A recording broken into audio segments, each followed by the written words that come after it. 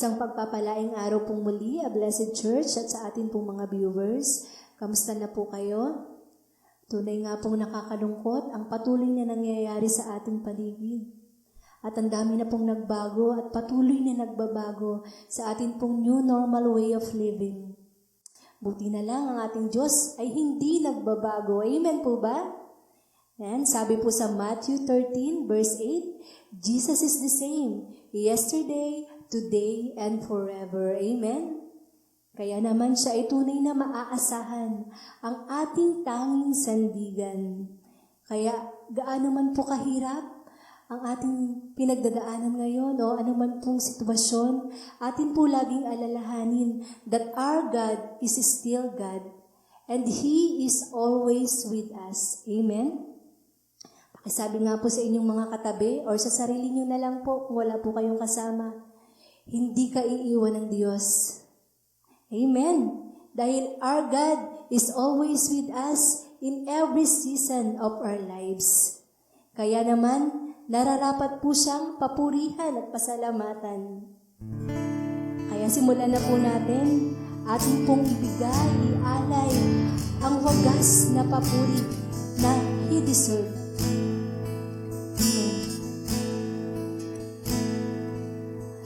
O Diyos, Ikaw ang tunay na dakila sa mundo.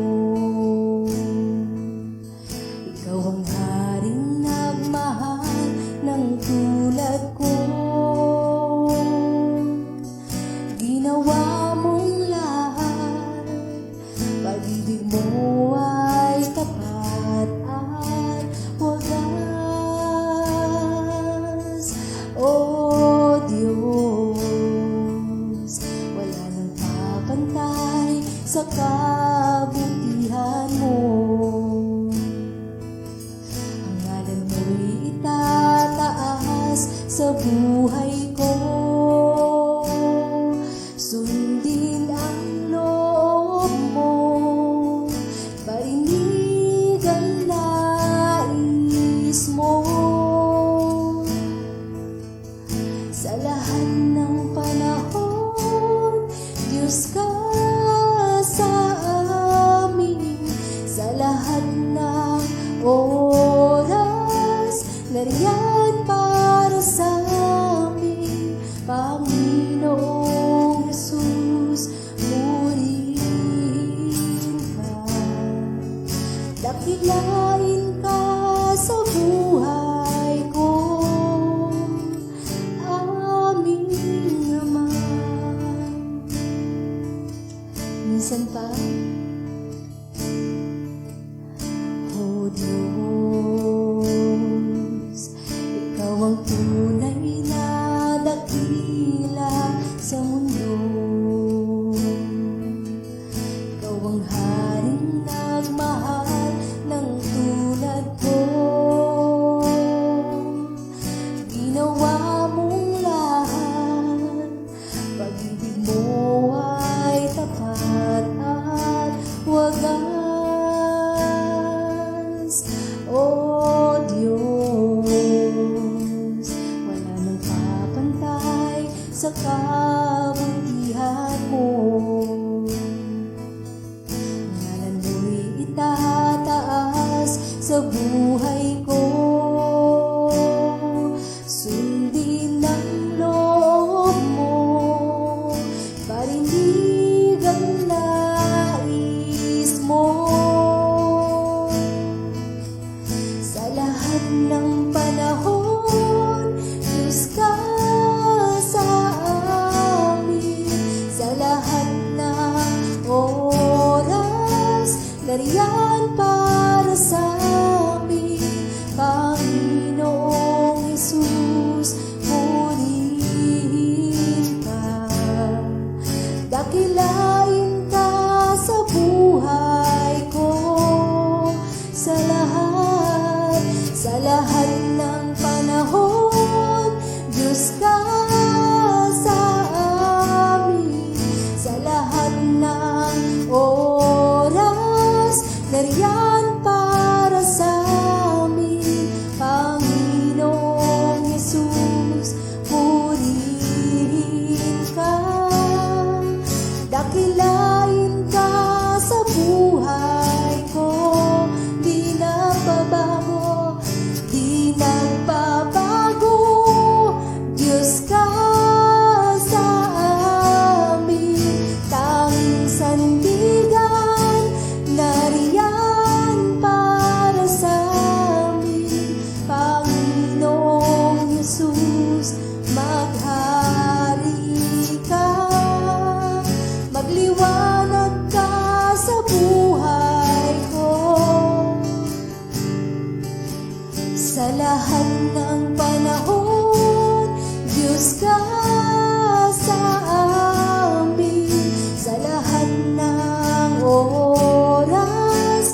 nariyan para sa amin. Panginoong Jesus, purihin ka. Dakilain ka sa buhay ko. Di nagbabago, di nagbabago. Diyos ka sa amin, tanging sandigan, nariyan para sa amin. Panginoong Jesus, maghari ka, magliwanag ka sa buhay ko. Aming Ama.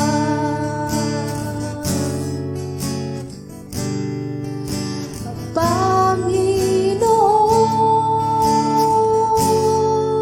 o aming Diyos, pinupuri ka, tinataas ang ngalan mo, aming Diyos.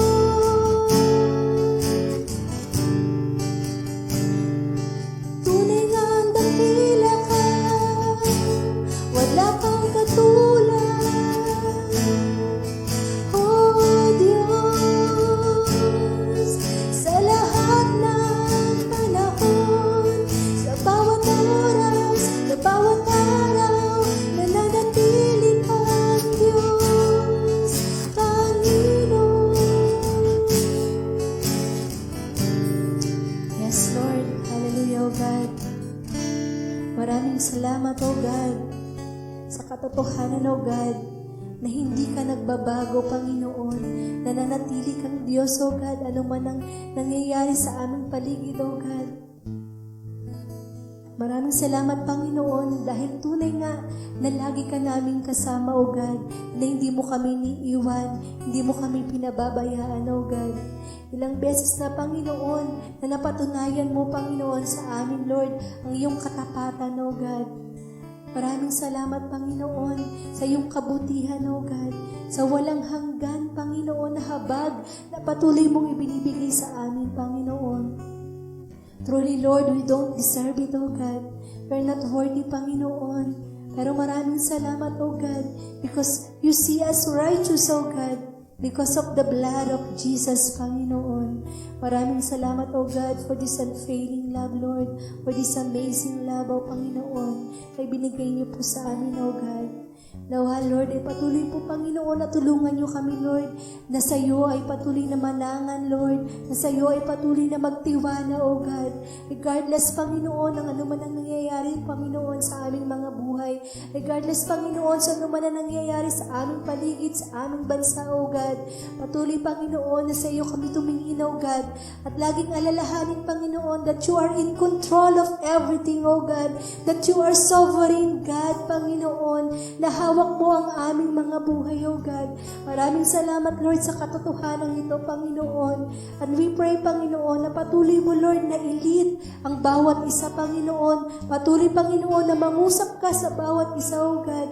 Patuloy, Panginoon, na ihayag ang iyong kalooban, Panginoon. Tulungan mo kami, O God, na mag-obey, Panginoon, na mag-submit palagi, Panginoon, sa iyong kagustuhan, Lord, sa iyong kalooban, Panginoon. Dahil tunay nga, Lord, na ang plano mo, Panginoon, ang the best, O God, at talagang walang katulad, Panginoon, para po sa amin, O. Maraming salamat, Panginoon.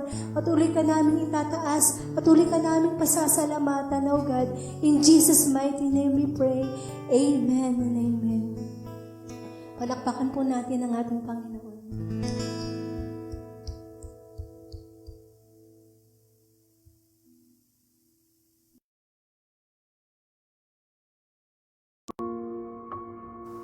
Magandang umaga, Blessed Church.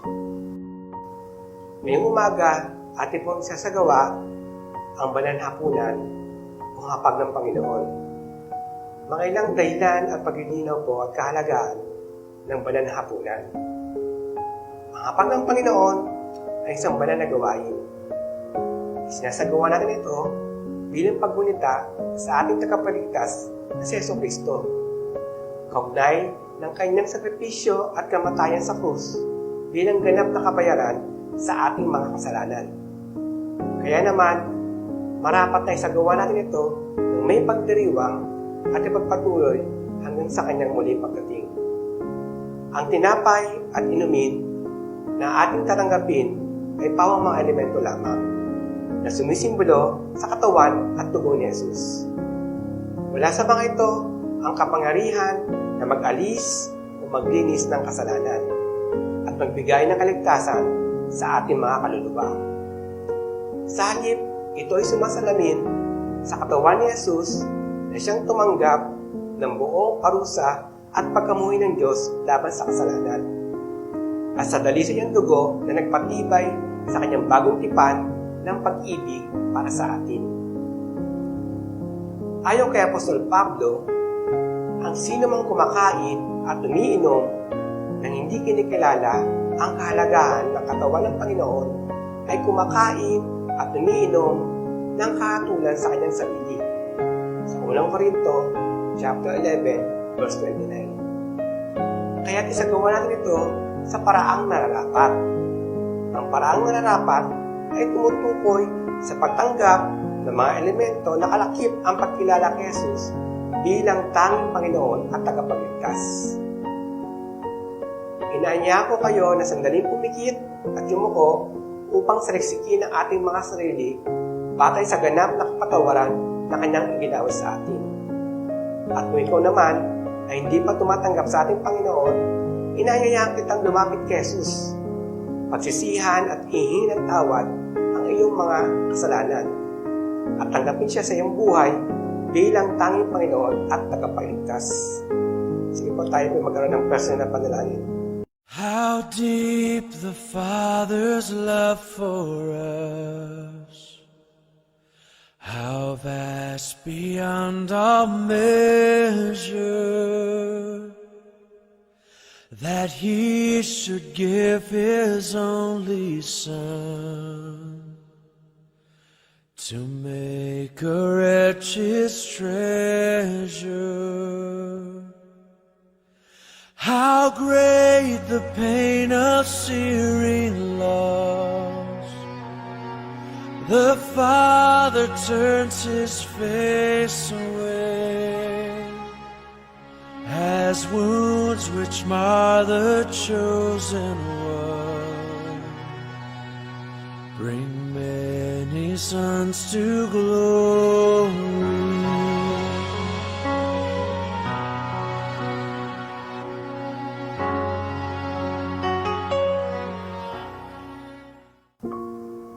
Atin pong kuhanin ang ating mga tinapay at tayo po'y manalangin. Amang Diyos, sa umagang ito kami pinagpapasalamat sapagkat ang iyong buto na si Jesus ay dumanas ng paghihirap, nabugbog ang kanyang katawan at namatay sa krus bilang kabayaran ng aming mga kasalanan. Maraming salamat po, kami pinagpupuri. Salamat po sa iyong pagmamahal sa amin. Sa pangalan ni Jesus, ito pong dalangin namin.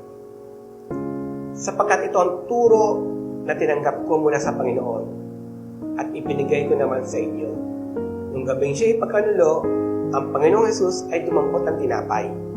Nagpasalamat at pinagpinaplasal iyon at sinabi, ito ang aking katawan na inihandog para sa inyo. Gawin ninyo ito bilang pag-alaala sa akin. Sa unang Korinto, chapter 11, verse 23 to 24. Atin po tanggapin sama-sama ang aking mga tinapay.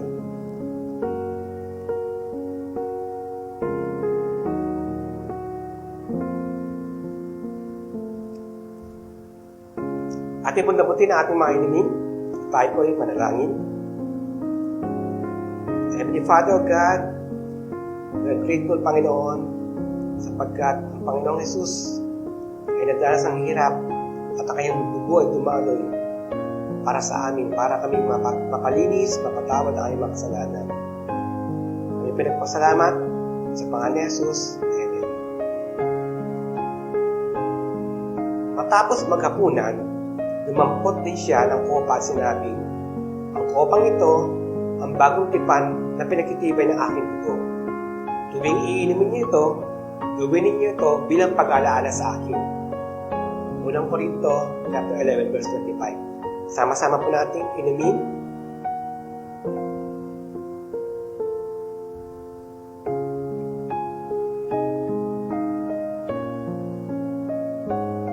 Sapagkat tuwing kakain kayo ng tinapay na ito at iinom sa kopang ito, ipinapahayag ninyo ang kanyang kamatayan ng Panginoon hanggang sa kanyang muling pagparito.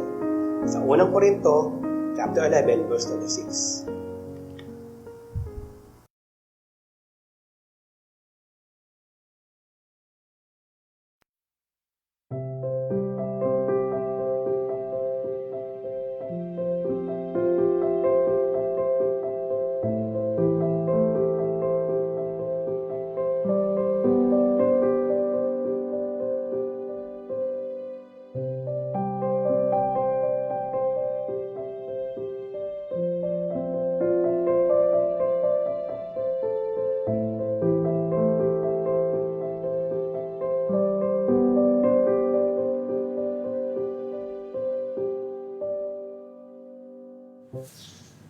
Magandang araw po, Blessed Church. Purihin po ang Panginoon sa katatapos lang po nating Lord's Supper celebration.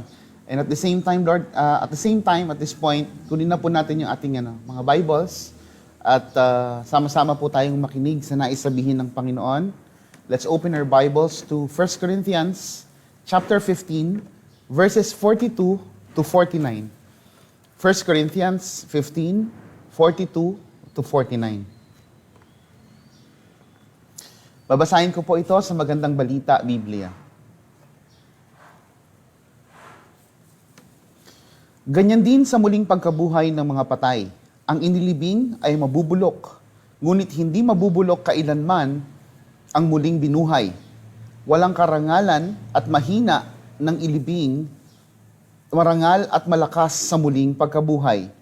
Inilibing na katawang pisikal, muling mabubuhay bilang katawang espiritual. Kung may katawang pisikal, mayroon ding katawang espiritual. Ganito ang sinasabi sa kasulatan.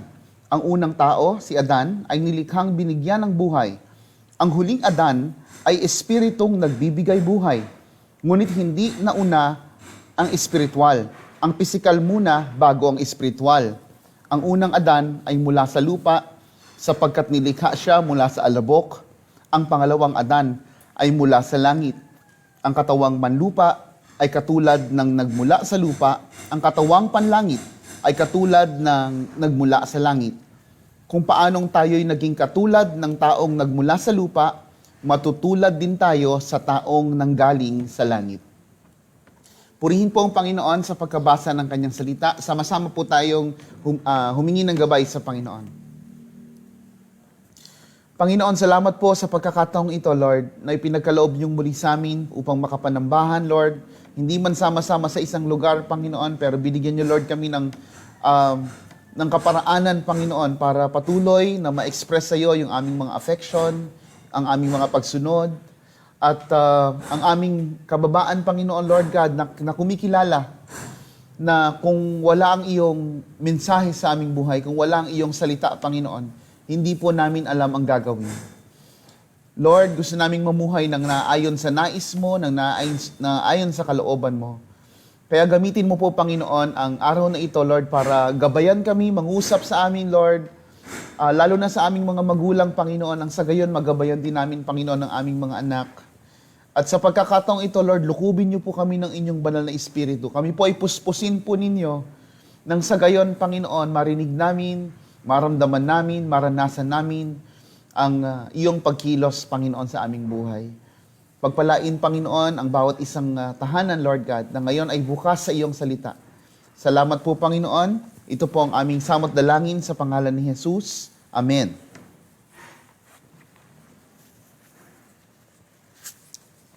Yan. Magpapatuloy po tayo sa ating Homesick series. Ito po ay ginagawa natin para maunawaan natin kung ano ang mga naghihintay sa atin pag tayo ay graduate na sa daigdig na ito. No? This is already part 4 at ang title po ng ating sermon today ay Home Bodies.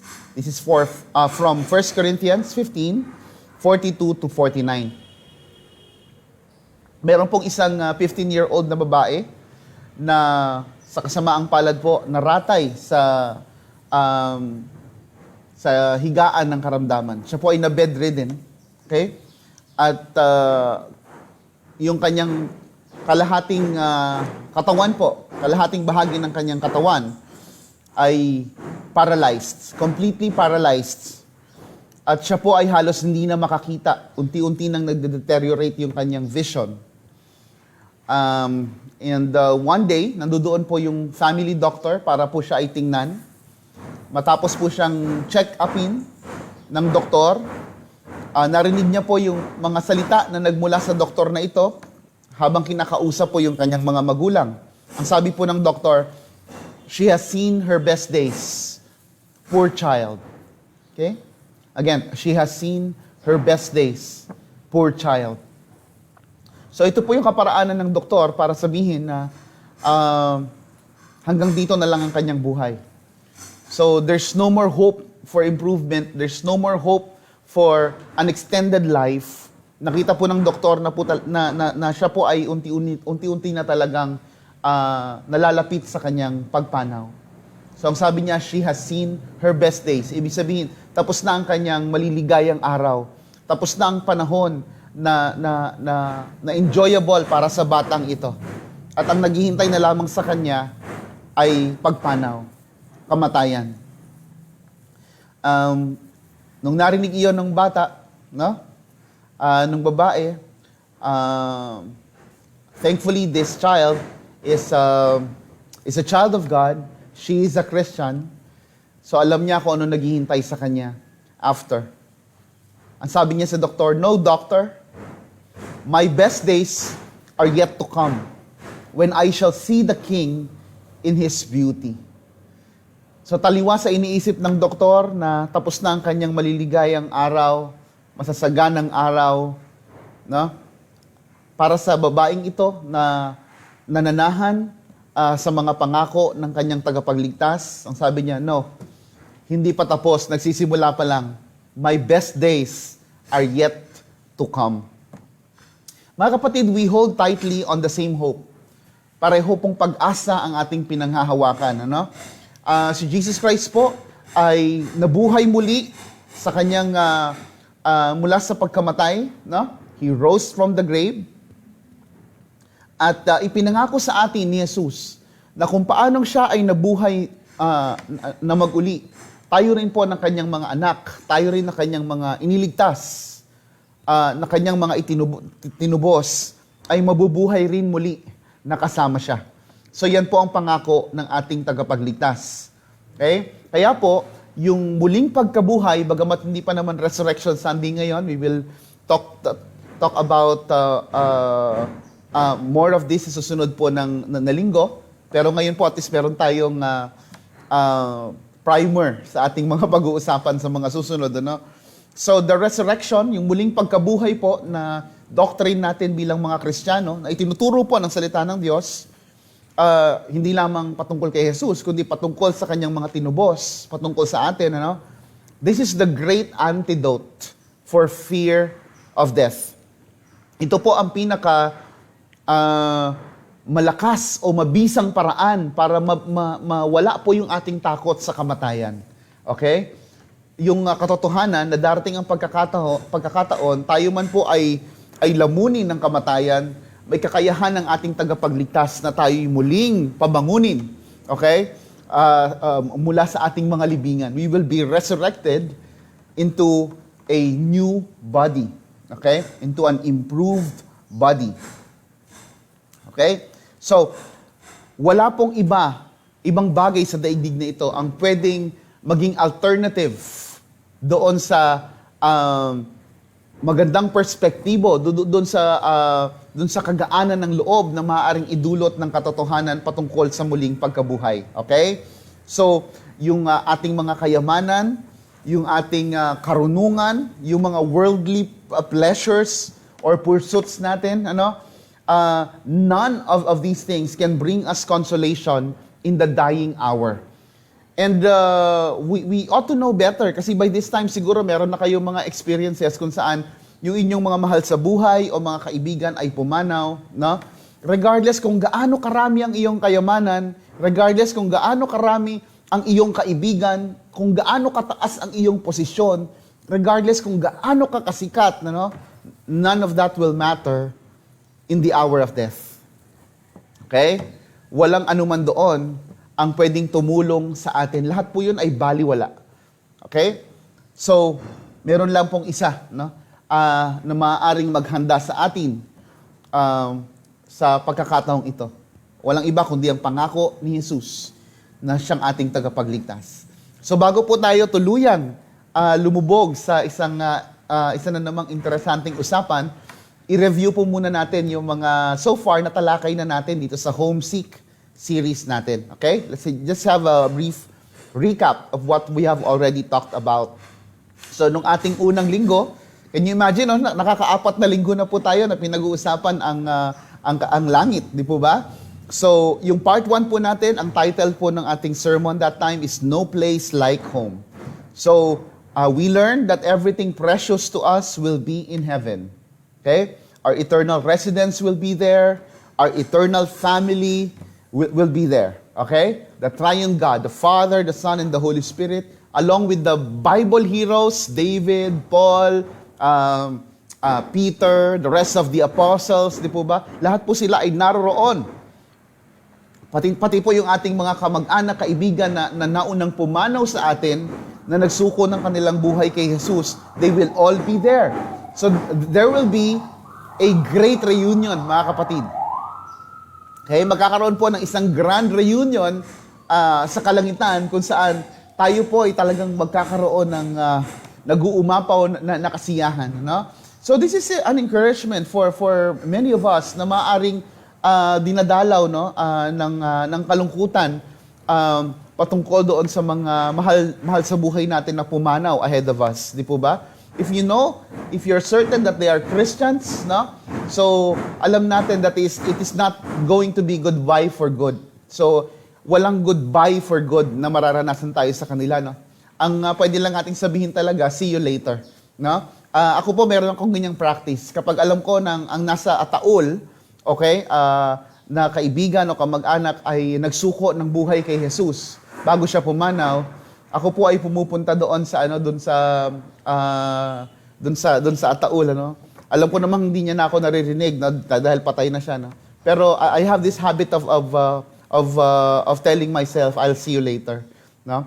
Isabihin, hindi nagtatapos doon sa kamatayan yung muling pagkikita. Di po ba napakagandang consolation nun para sa atin. Kaya po, yan pong bagay na yan, pinaghahandaan talaga. Kung meron tayong mga kamag-anak at kaibigan, at mahal na mahal mo talaga sila, gusto mo talaga silang makasama sa panghabang panahon, gagawin mo ang lahat para makarinig sila ng ebanghelyo. Okay? Walang hiya-hiya na. Hindi natin sasabihin na, nakakahiya baka ma-reject ako. Kasi po, ang nakasalalay rito po, ay yung pinakamahalagang bagay sa atin. Gusto natin silang makasama ng panghabang panahon. Okay? So, ang gagawin po natin, ngayon pa lang, na sila'y nakakasama natin, nakakausap natin, okay? Gagawin natin, ibubuhos natin lahat ng ating effort, ating panahon, para ipakilala si Jesus sa kanila. So, kung hindi magaling magsalita, imbitahan sa simbahan, okay? Humanap ng isang elder o isang leader na gifted in conversation, no? Kung nahihirapan, di po ba? Pero nandoon tayo sa panuntunan na gagawin natin ang lahat because we love this person and we want to be with this person through all eternity. So naintindihan po natin, hindi yung pag namatay na siya, saka tayo iiyak, sabihin, naku, hindi ko siya nasira ng gospel. Too late. Regardless kung tayo ay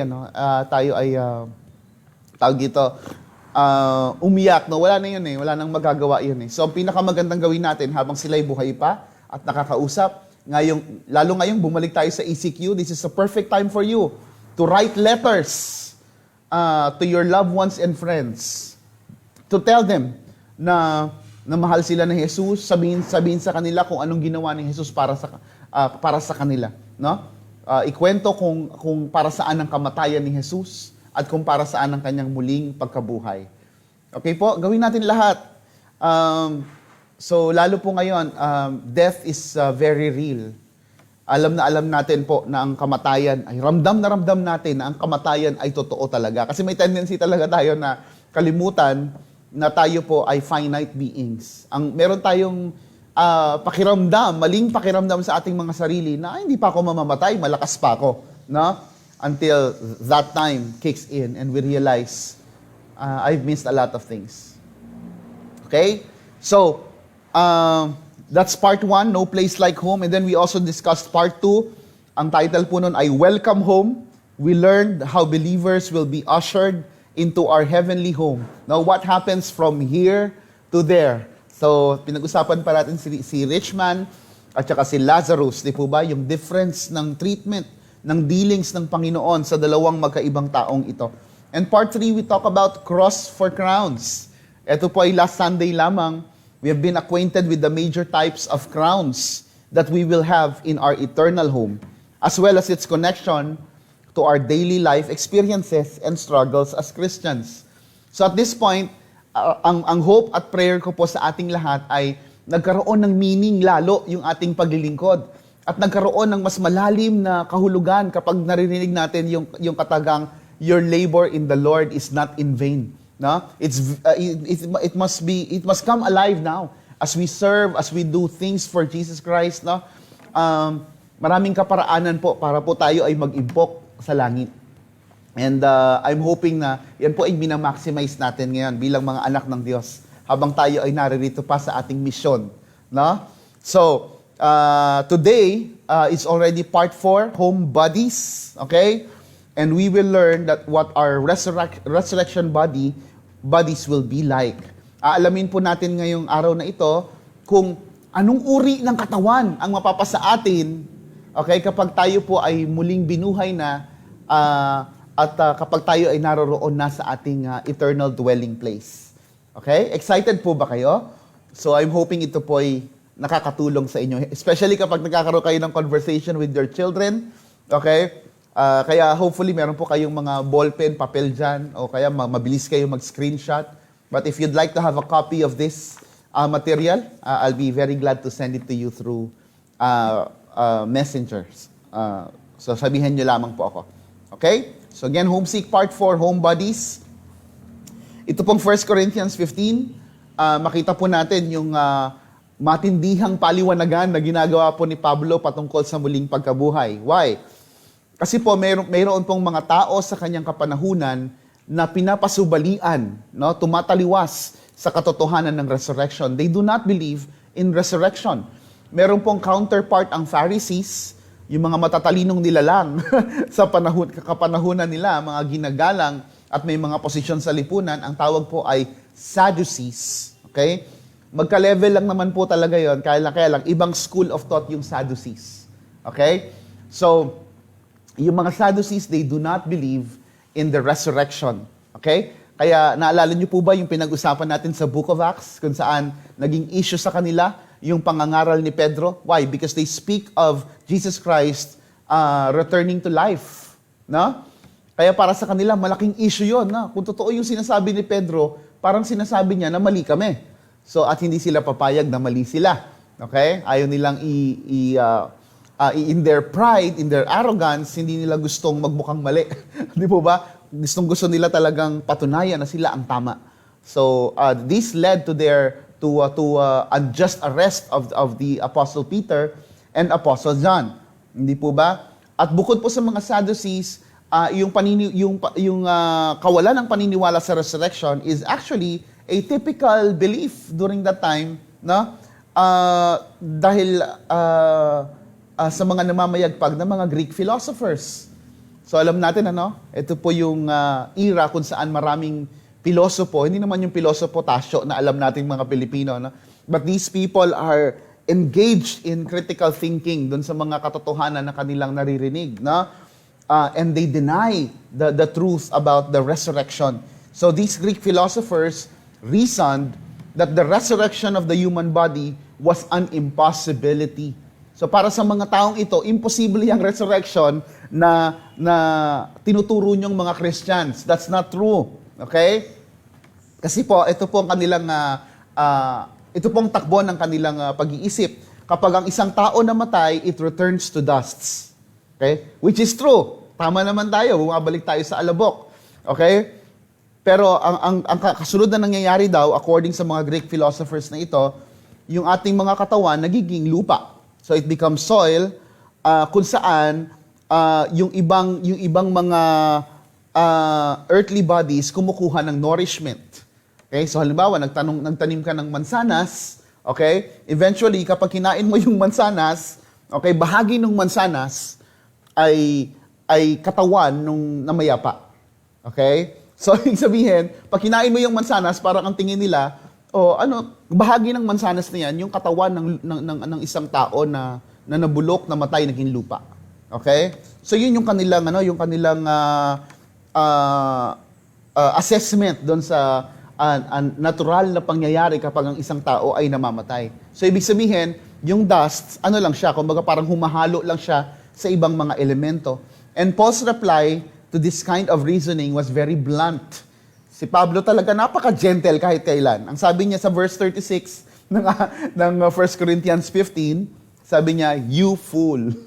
Okay? You fool. Kaya ayoko na pong Tagalogin dahil baka ma-issue pa ako. Mapag-usapan pa tayo. Okay? But when you sow seed, you do not expect the same seed to come up at the harvest. Di po ba? Kapag tayo nagtanim halimbawa ng buto, okay? Ang tubo-tubo po ba ay buto rin? Naranasan niyo na po ba magtanim ng buto ng mangga? Ako po, meron akong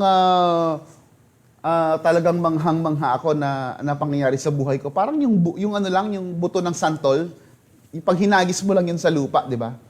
Tapos magugulat ka, wow, maya may dahon na, maya sumisibol na siya, no? Although hindi naman siya naging puno ng santol, okay? Hindi, kumbaga parang wala akong tagumpay sa ganung larangan yata.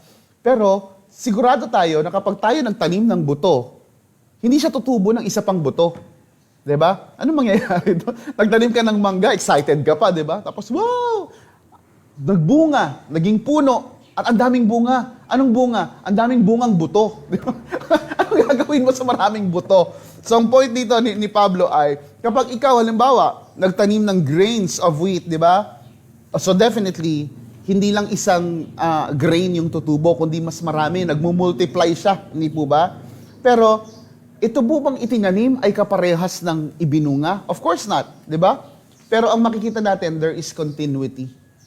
So, tumataliwas doon sa mga Greek philosophers ang sinasabi ni Pablo, kapag ang isang tao namatay, there will be continuity. Hindi yung molecules niya, hindi lang humahalo-halo kung saan-saang elemento ng lupa, no? O elementong bagay dito sa daigdig. But instead, there will be continuity. Okay? So, and usually, kapag tayo nagtanim po ng bunga, ano pong nangyayari? Ang bunga nito, again, hindi buto, kundi isang prutas. So, what comes up at the harvest is usually more beautiful than what was planted. Di po ba? Isa po sa mga magandang illustration, yung tulip na bulaklak daw. Kapag daw yung itinanim mo, hindi naman ganun kagandahan. Pero nagbubunga siya ng napakagandang bulaklak after. Okay? Yun ang sinasabi ni Pablo. Na kapag ang katawan, of course, he is specifically talking about the bodies of Christian, no, waiting to be resurrected when Jesus returns. Okay? So ang sinasabi niya, there will be continuity. Hindi magkakalat-kalat yung molecules ng isang katawan ng isang Kristiyano at sasama sa mga pagkain at kung ano-ano pa, no? So, huwag kayong matatakot sa cremation, ano? May mga Christians ayaw magpa-cremate kasi raw baka mahirapan si Lord mag-resurrect. That's not true, mga kapatid, kasi sa perpektong kapangyarihan ng ating Diyos, meron siyang kakayahan naman na i-command lahat ng molecules, okay? Regardless kung merong mga naiwan doon sa lugar kung saan ka cremate, no. So point ay hindi issue kung ikaw ay napulbos, kung ikaw ay natadtad, na chop or whatsoever happened to your body, no. Ang sinasabi sa atin ng Biblia, no, yung ating katawan na namatay muli, okay, ay muling babangon sa mas mataas na estado. Okay? Yan ang sinasabi sa atin ni Pablo. Contrary doon sa idea ng mga Greek philosophers of his time. Okay? So, kapag yung ating katawan na inilibing ay bumangon sa parehong estado, ang ibig sabihin nun, there will be no improvement. There's no improvement, ganon din, ano? So, anong mangyayari? di magiging cycle siya ng suffering and death. Hindi po ba? So, kung dabuhay ka ng parehong katawan, yung katawan natin ay subject din to decay, subject to sickness and aging. So, ililibing ka ulit. But the biblical idea is not like that. Ang pangako ni Jesus ay, when a Christian dies, you will be raised up again into a new body, into an improved body. Not necessarily bagong katawan, bagong set ng katawan, but the Lord will restore newness in our present bodies. Yun po ang ibig sabihin nun. Bubuhayin yung ating mga katawan, okay, katawang lupa, but it will be on an improved, on a different level or different degree of body. Okay? Yun po ang ating pag-uusapan. So, itong mga katawan natin ito, okay? Ito po'y nakalaan para sa daigdig na ito. It is suited for this world. Okay? Lahat po ng pagnanais, pagnanasa, kakayahan ng katawang ito ay nakalaan, ay nakamatch para sa mundong ating kinasasadlakan at this point. No? And if we are to go to that heavenly place, hindi natin pwedeng dalhin yung parehong katawan na mayroon tayo. This has to be improved. This has to be changed. This has to be transformed so that it will be suited in our heavenly dwelling. Okay, mga kapatid, ganun na mangyayari, no? So the only way we can enjoy the glory of heaven is to have a body matched or suited to that environment. Okay? So it will never be the same body like this. Hindi ito ang katawan na dadalhin natin sa langit. Okay? Now, again, using the example of sowing a seed in the ground and then watching it grow into something much more wonderful, Paul goes on to explain in more detail what our resurrection bodies will be like. Okay? So, pag-usapan po natin ng detalyado, anong uri ng katawan. Okay? Ang mapapasa atin, ang tataglayin natin kapag tayo ay naroroon na sa ating eternal na tahanan. Okay? Number 1, our new bodies will be imperishable. Our new bodies will be imperishable. Verse 42, ang sabi po, what is sown is perishable, what is raised is imperishable. Okay? Siguro nakakita na po kayo ng isang truck na nagmamadali. Okay? Ba't sila nagmamadali? Kasi tapos meron nakalagay na note doon sa kanilang truck, no? Usually sa bandang likod, okay? Or sa harap din ang nakalagay do not delay, perishable goods. Kailangan nilang magmadali kasi yung kanilang daladalang mga gulay o prutas ay meron lang meron lang siyang timeline o shelf life, ang tawag nila. Sabi, mabubulok siya. So, kailangan makarating ka agad doon sa destinasyon. Otherwise, di ba, pag nakarating doon, na late ng pagdating, malamang bulok na. Okay?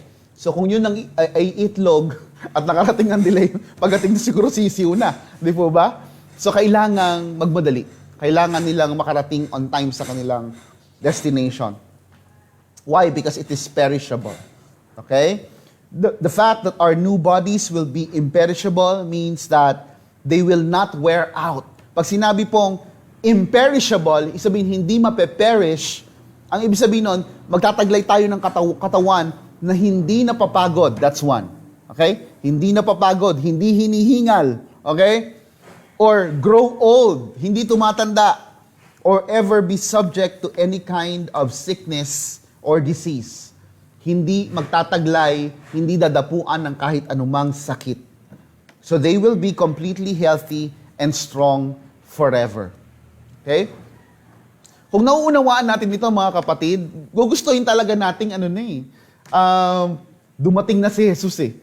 Talagang hahangarin natin, lalo sa inyo, para sa marami sa atin na nakakaranas na ngayon ng mga lagutok ng kasukasuan, ng buto, pananakit ng balakang, hindi po ba? Unti-unting panlalabo ng mata, unti-unting paghina ng pandinig, hindi po ba? Ako po, nung bata ako, talagang sabi ko, Lord, ayoko sanang dumating ang pagkakataon na ako ay matatanggalan ng ngipin, no? So, ang hili ko po sa gatas, nagpapapak po ako ng keso kasi ang thinking ko talaga, pinapalakas niya ng todo yung aking buto, no? So, takot po kung dumating yung pagkakataon na ako ay magkaroon ng false teeth, no? Isa yun sa mga bagay na ayoko sanang maranasan, ano? Pero as early as high school, alam ko na talaga na doon ako patutungo, no? At ang bawat isa malalagas ang ating mga ngipin, hindi po ba? So, kapag nararanasan na natin itong mga unti-unting pag-deteriorate ng ating katawan, okay? Then hahangarin mo na dumating ang pagkakataon na ito ay mapalitan ng isang imperishable body. At yun po ang pinangako sa atin ng Panginoon. Yan po ang sinasabi sa atin ni Jesus, that we will be raised as imperishable bodies. Okay? So, anong ibig sabihin? Dahil po sa katawang lupang ito, tayo po ay subjected doon sa tinatawag na gradual process o yung unti-unting pagtanda. Hindi po ba? We go through that gradual process of aging. Yun po ay bahagi ng proseso sa ating mga katawan. Okay? Bakit po ganon? Kasi po, ang creation po, and that includes human beings like us, the entire creation, it is subject to decay. It is subject to corruption. The whole creation is corrupted by sin. Okay? At tayo po lahat ay hindi lamang corrupted, but is continually being subjected to further corruption. So, hindi darating ang pagkakataon na ang ating sistema sa daigdig na ito ay mababaligtad, no? So, ako po ay hindi pabata ng pabata. Tayo po ay hindi babata ng babata. At hindi po tayo pakinis ng pakinis. Alam po natin, even science affirms that we are going from good, bad to worse. Okay? We are going from organization to chaos. So talagang mag-deteriorate po yung ating mga katawan. Okay? So, it is appropriate to think na yung ating mga resurrection bodies, yung ating mga home bodies, yung heavenly home bodies, ay wala pong signs of aging. Yan po ang mangyayari. Pagdating po sa langit, hindi po tayo tutubuan ng wrinkles. Hindi po tayo kukulubot katulad ng nangyayari sa ating pagtanda, no? Hindi po tayo tutubuan ng kung ano-anong nunal sa katawan, ano? Hindi ko alam kung bakit nagkakaganon. Minsan nagugulat ako, ba't ako may nunal dito? Dati naman wala. I don't know, no? Pero ang point ay, hindi tayo subject doon sa signs of aging na tinatawag. So, anong ibig pong sabihin nito? Pagdating po natin sa langit, magkakaroon po yung ating katawan ng youthful characteristics. Okay? Pag sinabing youthful characteristics, hindi ka mukhang matanda. Okay? Pero, in terms of maturity, of manhood or womanhood, okay? Naroroon dun sa youthful characteristics ng body. Sabihin, mukha tayong youth, but at the same time, we are mature. Okay? In perspective, in our dealings with others. So yan po ang kalalabasan ng ating katawan. At wala rin po tayong madadalang peklat or signs of injury or evidence of injury pagdating sa langit. No? Ako po ay maraming injury kasi nung ako ay bata, sabi ng nanay ko, for some reason di niya maintindihan, binabangga ko yung mga sidecar. Ang hilig kong bumangga daw sa mga sidecar. Siguro kawalan ng control sa pagtakbo, no? And I remember nung ako po ay bata pa, ito highly memorable sa akin ito. Kausuhan po ni Starzan. So hindi Tarzan si Starzan po si Joey De Leon ang tinutukoy ko. Ginaya ko po siya. May nakita po akong tali doon sa bubong ng kapitbahay. Ako po ay naglambitin. Sa paglambitin ko po, meron palang nakausling yero doon sa aking pupuntahan. At yung aking pong, tong bandang ilalim ng aking braso ay nahiwa. No? Pinangtakip ko po yan kasi ang nangyari, kung hindi po ako sumaid ng konti, malamang yung aking mata ang naapektuhan. Malamang bulag si pastor ngayon. Ano? So si nanay, during that time, buti na lang, meron siyang savings. Binasag niya yung kanyang yung kanyang palayok na alkansya. Dala-dala niya yon sa ospital. Nagbilangan sila ng barya doon sa ospital para para matahi yung aking sugat. Pagdating po sa langit, wala na po ito. Okay? So anumang peklat ng nakaraan mayroon ka, no? Anumang mark ng injury na meron ka, hindi mo yan dadalhin sa langit. Okay? So alam ko yung iba sa inyo ng mga talaga namang deep thinkers when it comes to biblical truth, merong isang papasok sa isip ninyo, bakit si Jesus Christ? No? If Jesus Christ is our pattern, bakit nung nabuhay si Jesus Christ, meron siyang mark ng wounds? Bakit siya merong peklat sa kanyang kamay at saka sa kanyang tagiliran na hinawakan pa ni Thomas? Well, mga kapatid, that is a special case. Okay? Hindi yun mangyayari sa atin. Yun ay hinayaan ng Diyos na mangyari sa kanya. Gusto niyang i-keep yung mga marks to constantly remind us of what He has done for us. It will be a constant, eternal reminder for all of us that once in our lifetime, no, mayroong isang tagapagligtas na ubod tayong minamahal at nagawang isuko ang kanyang buhay kapalit ng ating kapatawaran at kaligtasan. So it is there for a purpose, mga kapatid. Okay? Pero wala tayong ganon. Okay? Si Jesus Christ lang ang may kagustuhan na panatilihin ang kanyang peklat sa buong panahon na kasama natin siya. It will be a constant reminder of love and affection for all of us. Okay? Now, so that's a special case. Yung ating resurrection bodies, it will show the fulfillment of God's perfect wisdom. Okay? Ibig sabihin, yung ating katawan po sa langit, i-reflect po nito yung ganap na karunungan, kahusayan ng Panginoon sa paglikha. Okay? Ibig sabihin, ibubuhos niya roon yung pinakamatinding bagay na pwede niyang gawin sa katawan ng isang mananampalataya. And when we talk about that, would you expect less? Would you expect na yung kanyang gawa, okay, sa atin ay parang pabara-bara lang? Of course not, no? We're talking about the creator of heavens and earth. We're talking about the great architect, no?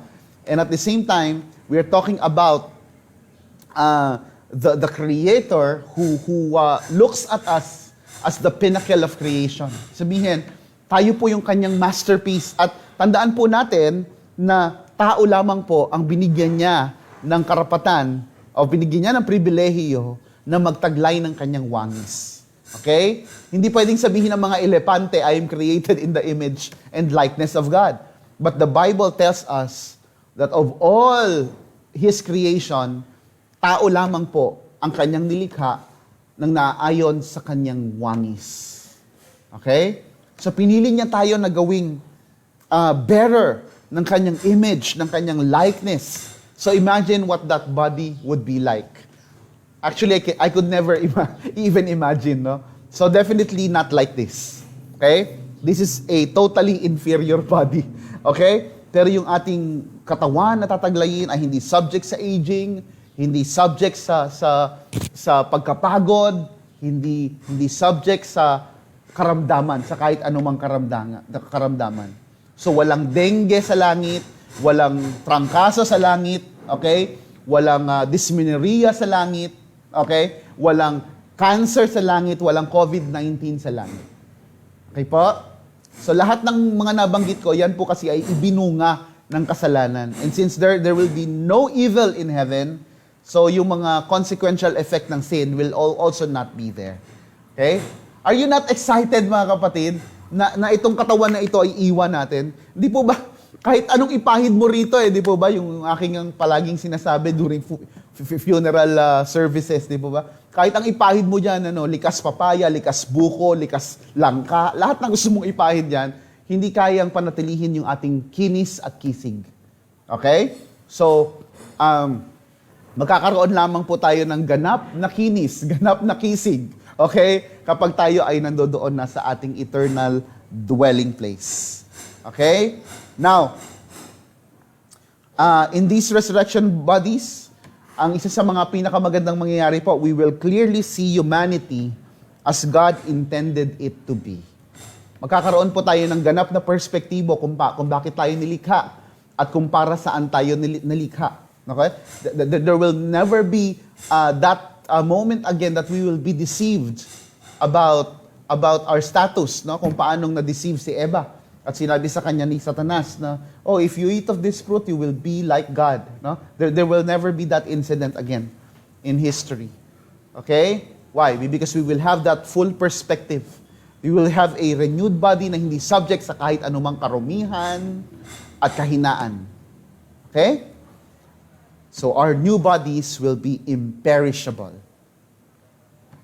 Now, let's go to the next. Our new bodies will be raised in glory.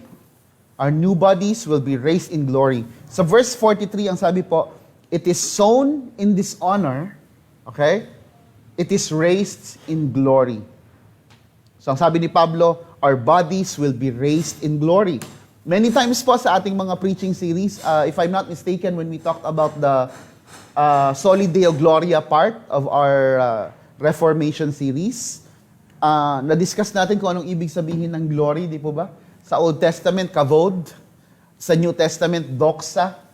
Na ang ibig pong sabihin ay weight. Okay? To be heavy. Naalala nyo po yung palagi ang illustration ni Pastor sa inyo, yung timbangan kapag pumunta ka ng palengke. Di po ba? Tinitimbang yung binili mo. Tapos, matapos malaman kung anong timbang, ang sinasabi sa atin yung presyo. Di po ba? So, katapat nung timbang ang presyo. Okay? Para sa atin ng mga overweight, so at least meron tayo, at least we are valuable. Kasi mas mabigat tayo. Ganun po ba? Pakonsuelo sa mga overweight katulad ko. But anyway, kidding aside mga kapatid, when we talk about glory or doxa, it talks about the value. Okay? So, when Paul talked about that phrase, sown in dishonor, okay, ang kino-contrast niya ay yung salitang glory. No? Itong salitang dishonor ay tumataliwas doon sa idea ng glory. Okay? Sa paanong paraan? Okay? Yung glory po, yung dishonor, sa Greek po, ang ginamit na salita ay atimia. Atimia. Okay, dishonor. Ang ibig pong sabihin ay without recognized value or unattractive. Okay? So I always have to remind you that regardless of how handsome you are or how beautiful you are or how beautiful you think you are at this point, okay, what you see in the mirror is your corrupted beauty. Okay? That is the corrupted version of handsome. That is the corrupted version of beautiful. Okay? So, what we have, when we are sown in dishonor, kapag po tayo ay inilibing, kapag tayo pumanaw at inilibing, no? At kahit gaano kaganda, kagaling, kahusay, yung makeup artist natin, no? Minsan makikita mo yan, maririnig mo yan sa ilang mga bumibisita sa funeral, no? Ay, ang ganda niya, parang natutulog lang siya. But we can never deny the fact that there is the deformity. Na ang nangingibabaw ay make-up. Alam natin na lalo kung ang isang mahal natin sa buhay ay namatay with injury, we can really see the deformity sa kanyang pagmumukha. Minsan nga parang di natin ma-picture, parang iba itsura niya dito. No? So, lumalabas yung skill ng makeup artist, di po ba? Pero, it is sown in dishonor. Ibig sabihin, yung ating katawan po ay walang halaga in contrast, in comparison to that glory that awaits us. So kapag tayo po ay muling binuhay ng Diyos sa kanyang pagdating, ang sinasabi po ni Pablo rito, okay, there will be beauty. There will be real beauty and attractiveness of appearance. So magtataglay po tayo ng totoong ganda at totoong kagwapuhan. At ma-realize natin yung ating mga kinaiinggitan at kinahahangaan ng mga celebrity ay corrupted beauty pa rin pala talaga. We will have the complete or perfect concept of what beautiful is. Okay? Tayo po merong konsepto ng or merong bias when it comes to beauty. Halimbawa po, di ba, sa maraming Pilipino, kapag matangos ilong mo, yun ang maganda. Hindi po ba? Kapag mapusyaw ang iyong kutis, yun ang maganda. Kasi po, ang explanation po ng ibang historians dyan, sinako po kasi tayo ng mga Espanyol. At binaba yung, dahil dun sa kaganapan na iyon, bumaba yung tingin natin sa ating mga sarili. Kaya ang tingin natin sa ating mga ilong, pangit. No? Kapag ang ating buhok ay kulot, pangit. Kapag tayo ay kapag tayo ay pandak, ang tingin natin sa sarili natin, pangit. Why? Kasi idinulot yon ng ating kasaysayan. Ang mga sumakop sa atin, ang mga dominant personality na sumakop sa atin ay mga matangos ang ilong, matangkad, balingkinitan, mahahaba ang tuwid at mahahaba ang mga buhok. So nagkaroon po tayo ng pangit na tingin sa ating mga sarili bilang mga Pilipino. So we have that version of beauty. Okay? Pero ma-realize natin kapag tayo ay muling nabuhay na ayon sa pangako ng Diyos, no? Maging yung ating mga biases when it comes to beauty are all inferior. Okay? We will be raised in that utter attractiveness. So, our bodies will no longer be dishonorable or unattractive. Pag sinabing dishonorable or unattractive, based on the word atimia, ang ibig pong sabihin nun, parang, karapat-dapat sa lupa. Ibig sabihin, hindi naman ganoon ka-precious. Hindi naman ganoon kahalaga. Kaya walang halaga in contrast doon sa pangako ng glory ng Panginoon sa atin. Okay? But our bodies will look glorious in their beauty. So ang batian na natin sa langit hindi na ang ganda mo ngayon, no? Siguro ang batian natin sa langit, wow, you are so glorious. Parang you are full of glory. Okay? So ganun na yung mangyayari. Moreover, yung word na glory po, by the way, kapag binasa po natin sa Bible, palagi pong kaakibat ng glory ay yung tinatawag nating radiance. Okay? Yung maningning na o mailaw na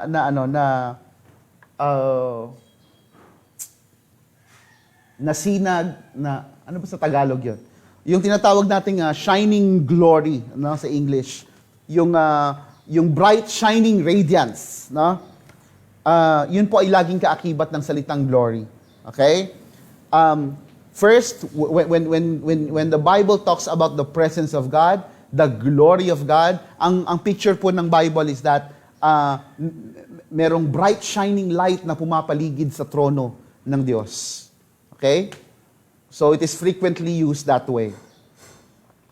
So, ang ibig pong sabihin ni Pablo rito ay hindi lamang maganda, hindi lamang guwapo, hindi lamang kanais-nais. But literally, Paul is also speaking about that radiance that we will literally possess. Remember, Jesus Christ calls himself the light of the world. Hindi po ba? But in the same light, ang sinabi niya rin sa atin, tayo na kanyang mga tinubos, is also the light of the world. Why? We reflect His light. Okay? So, right now, kapag sinasabing ang Kristiyano ay light of this world, ang ating paliwanag doon ay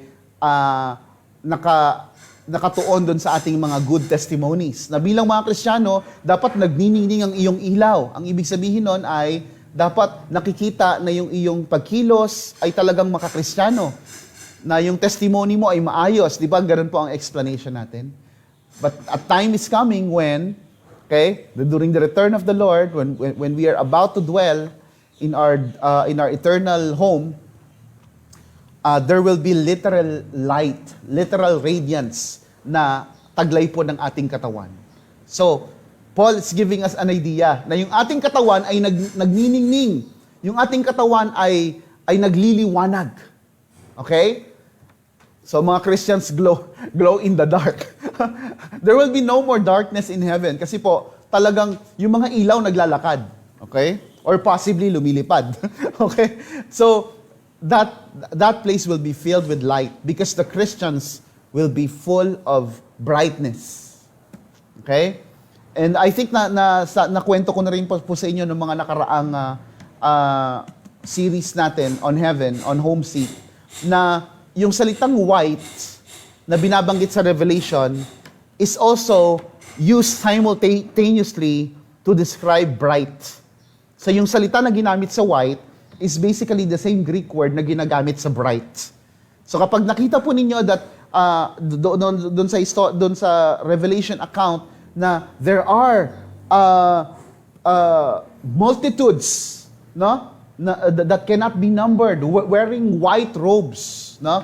It could also mean wearing bright robes. Intindihan natin? Kasi ang alam nating white, yung ganitong white. Di po ba? But the Apostle John may be talking about not just the ordinary white, but bright. White, bright. Okay? So ganun po ang ating ganun po ang tataglaying anyo ng ating mga katawan. Okay? At meron po tayong mga evidence nito, biblical evidences. Okay? Ang sabi po sa Matthew 13:43, then the righteous will shine like the sun in the kingdom of their Father. He who has ears, let him hear. No? So Jesus Christ is telling us, no, that we will shine like the sun. Wow! Hindi natin ma-imagine, ano? We will shine like the sun in the kingdom of our Father. And Daniel also has a vision of what's gonna happen in future time, kung anong mararanasan ng mga mananampalataya. Daniel 12:3. Ang sabi niya, and those who are wise shall shine like the brightness of the sky above. Wow! First, we were likened. Yung ating radiance will be likened to a sun. And now, Daniel 12:3 likens that brightness to the skies above. And those who turn many to righteous, like the stars forever and ever. So we are not only likened to the sun, to the sky, we are also likened to the stars. No? So magkakaroon tayo ng ganong klaseng ningning. So maaring nabuhay tayo, no? Sa daigdig na ito, hindi tayo bituin at wala tayong ningning. Okay? But when we get to heaven, we will all be stars. We will be likened to that bright stars in the skies. Okay? So ito pong mga statements na ito na ating binasa sa dalawang Bible verses, Matthew and Daniel. Okay? Marami pong ibang Kristiyano, maaring kapag binasa ito, they may understand that metaphorically. Na pwede nilang sabihin na, hindi ano lang yan, symbolic lang yan, metaphors lang yan. Pero po, wala pong indication sa context that they are speaking metaphorically. No, they are speaking literally of a bright light that we will possess as Christians. That will be actual brightness or radiance. No? So, hindi natin kailangan ng Meralco para sa bagay na ito. Hindi natin kailangan ng LED light. Okay? Di ba kapag mayroong mga dance presentation or, di ba? Parang napakahalaga ng bahagi ng ilaw. No? When we get to heaven, we will never have to use those devices or lights. Kasi mismo yung katawan natin, nagliliwanag na. Okay po? And again, there's no reason doon sa context ng mga binasa natin na ito ay hindi literal. This is not metaphorical, but literally. Well, that's what's going to happen in our bodies. Okay? And by the way, meron tayong literal examples din. Binigyan tayo ng Bible ng mga literal glimpses of what's gonna happen in our body in terms of that radiance that we will all possess. Halimbawa po, sa Exodus 34:35, si Moses po ay nagningning. Si Moses po ay nagkaroon ng kakaibang liwanag sa kanyang muka. Ito po ang sabi, the people of Israel would see the face of Moses, that the skin of Moses' face was shining. Okay? Ito po ay matapos ng pagbababad ni Moses sa presensya ng Diyos. Habang siya ay nakikipag-usap sa Diyos. Nung siya ay bumaba, yung nagliliwanag po ang kanyang mukha. At ito po ay noticeable sa kanyang mga kababayan. And Moses would put the veil over his face again until he went in to speak with him. Okay? Kinailangan niyang takpan. Lagyan ng tela yung kanyang muka kasi po noticeable ng kanyang nagliliwanag na pagmumukha. After that deep moments with the Father. Okay? So, naintindihan po natin? So, si Moses parang naglalakad na lantern during that time. Kailangan niyang takpan ng tela yung kanyang mukha. No? At hindi lamang po yon sa Matthew 7:2, okay? When Jesus Christ was transfigured, okay, yung tinatawag nating transfiguration, bago po siya tuluyang umakyat sa kalangitan. Ito po ang sabi, Matthew 17:2. And he was transfigured before them, and his face shone like the sun, and his clothes became white as light. Okay? So tandaan po natin dito ha, nakita na natin yung word na white, no? Clothes became white, not this white, okay? Pero dito, descriptive yung pagkakasabi, white as light. Okay? Not white as white, okay? Not white as Tide, okay? Not white as brand X, no, hindi yan. But white as light. So it is bright as light. Yun po ang sinasabi dito. So Jesus Christ transfigured into that form. Bago siya tuluyang umakyat, no? Yung fullness ng kanyang pagniningning, ng kanyang radiance ay ipinakita niya sa kanyang mga disipulo, okay? Particularly Peter, James, John, bago siya tuluyang umakyat sa langit. Okay? He was transfigured, and that same thing will happen to the believers when we resurrect. Okay? Sa verse 49 ng ating main text po, 1 Corinthians 15, ang sabi, just as we have borne the image of the man of dust, we shall also bear the image of the man of heaven. So Paul was speaking about the contrast. Yung katawan po ni Adan na mula sa alabok ay siyang katawan na ating tinaglay habang tayo naririto sa lupa. Pero kapag dumating na po ang pangako ng Panginoon, ang kanyang muling pagbabalik, at tayo ay inihahanda na sa ating dwelling place, eternal dwelling place. Ang sabi ng verse 49, we will bear the image of that man of heaven pertaining to Jesus Christ. So kung anong mangyayari sa kanyang katawan, ay pattern ng mangyayari sa ating mga katawan bilang kanyang mga mananampalataya. Okay? So all these things suggest that there will actually be a visible brightness or radiance that surrounds us when we are in our resurrection bodies. Okay? So yung katawan natin, hindi lang siya imperishable, okay? But that body will also be glorious. Not only glorious in the sense of beauty and attractiveness, but literally, our bodies will be shining. Okay? Shining like the sun, shining like the stars in the sky. Those are the descriptions that God has for us. Okay? Okay? So, ang kagandahan, hindi tayo match tayo lahat. Hindi tayo masisilaw sa isa't isa. Okay? Kasi makikita po natin sa ating pangatlong pag-uusapan, our new bodies will be raised in power. Our new bodies will be raised in power. Okay? So, hindi tayo, ano ba yan? Ang liwaliwanag naman. Why? Because our eyes will possess the sufficient power to take that brightness. Okay? So, hindi tayo masisilaw sa isa't isa because there will no more be weaknesses in that body. Ang sabi po sa verse 43, it is sown in weakness, it is raised in power. Ano po ibig sabihin yan? Our bodies will be raised in power. Okay? Ang contrast po nung power dito ay yung salitang weakness, which we see in our bodies now. Itatanggi po ba natin na ang katawang ito ay napakaraming kahinaan? Hindi po ba? Tumakbo lang tayo, umakyat lang tayo ng hagdan, hingal na agad tayo. Hindi po ba? Wala tayong kakayahan na mag-transport from one place to another. Di ba? Kailangan natin ng tulong ng transportasyon. Hindi po ba? So, madali tayong mapagod.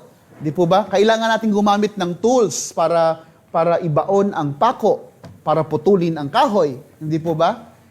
But a time is coming when our resurrection bodies will not only be free from disease and aging, hindi lamang po tayo malusog, hindi lamang tayo youthful, kundi they will also be given fullness of strength and power. Okay? Ito yung kapag inutusan tayo ng Diyos na, gawan mo nga ng flyover na ginto yung lugar na yan. Hindi natin kailangan ng heavy duty material. At hindi natin kailangan sabihin sa Panginoon, Lord, meron ba tayong tractor o meron ba tayong excavator? No, we will never be using those types of equipments anymore. No? Our bodies will possess enough strength to do what God wants us to accomplish in that place. Okay? So, hindi naman ibig sabihin nito magiging superhuman tayo na parang mga superheroes ng Marvel at DC, no? Na parang mga Superman o mayroong mga special powers. Maybe not like that, ano? Kasi inisip ko, para naman saan, ano? But of course, we still do not know kung anong taglay-taglay. I think there will be so many surprises sa katawan na iyon, ano? Palagay ko yon. Kumbaga, napaka-thrilling ng katawan na iyon na unti-unti nating i-explore through all eternity. That's how I imagine it personally. Naalala niyo po ba yung pelikula ni, yung cartoon na How to Train Your Dragon, kung saan itong dragon na ito, si Toothless, ay na-discover niya, meron pa palang yung mga parts na hindi niya napapalabas sa kanyang katawan.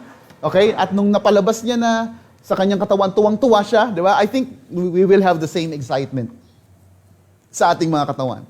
Na hindi natin alam, uy, pwede pala to. Na? So, isang katawan na mas matindi pa sa imbento ni Iron Man. So, that's how I imagine it. No? But, ang pinaka-basic idea lang dito is magkakaroon tayo ng ganap, kompletong kalakasan. Of course, hindi kasing lakas ng Diyos, okay? Hindi kasing kapangyarihan ng Diyos, no? But we will possess full and complete human power and strength, no? Na sa kauna-unahan pa lang ay plano na ng Diyos na mapasa ating lahat. Okay? So, it will therefore be strength that is sufficient to do all that we desire to do in conformity with the will of God.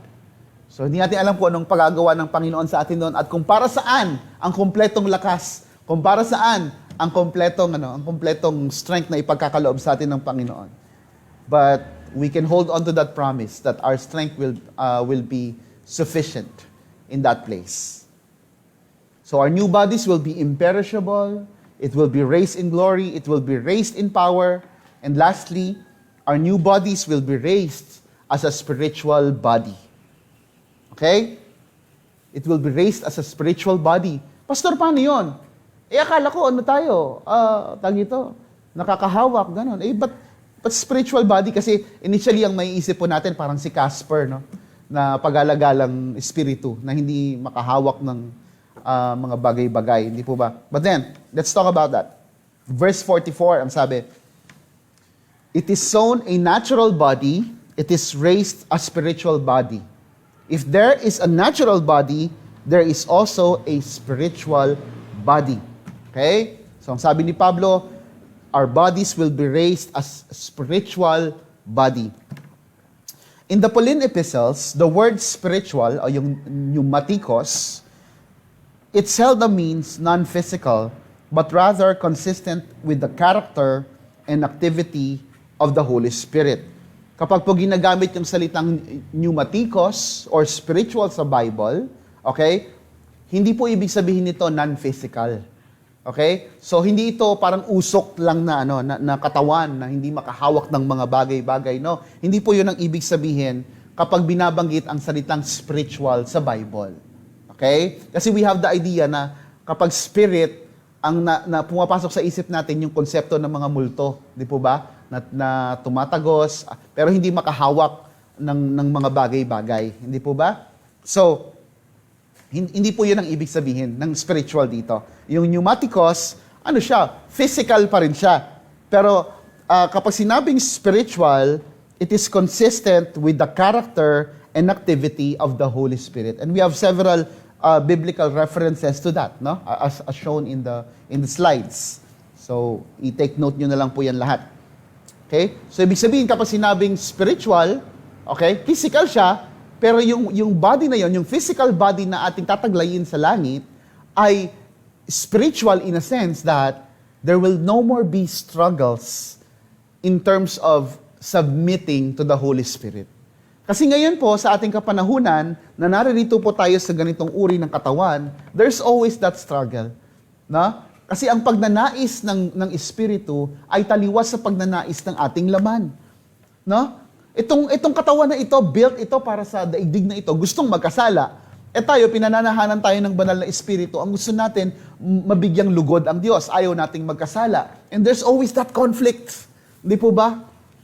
But when we talk about pneumatikos, spiritual bodies, ang ibig sabihin nun, yung ating katawan na tataglayin will always be perfectly submissive to the will of the Holy Spirit. So yung pagnanais, perspektibo, okay, at kagustuhan ng banal na Espiritu ang siyang magiging kagustuhan ng mga katawan na ating tataglayin. Okay? Yung mga pleasures, yung mga set of pleasures natin ay magkakaroon ng pagbabago. Okay? Yung ating mga pagnanais ay wala na sa mga makamundong pagnanasa, kundi sa pagnanasa ng banal na Espiritu. Okay? So yun po ang ibig sabihin ng spiritual body. Para po mas maintindihan natin, ang mas maliwanag na kataga na pwede nating gamitin to interpret that verse is, it is sown a natural body subject to the characteristics and desires of this age. Ibig sabihin, pag sinabing natural body, ito po yung ating katawan ngayon na natural sa atin ng magkasala, natural sa atin gumawa ng masama, natural sa atin na hangarin ang mga bagay-bagay na hindi makabubuti sa atin at hindi kagustuhan ng Panginoon para sa atin. No? So, ang tutok ng ating laman ay para sa mga bagay na makamundo. Hindi po ba? So, yun po ang ibig sabihin ng natural body.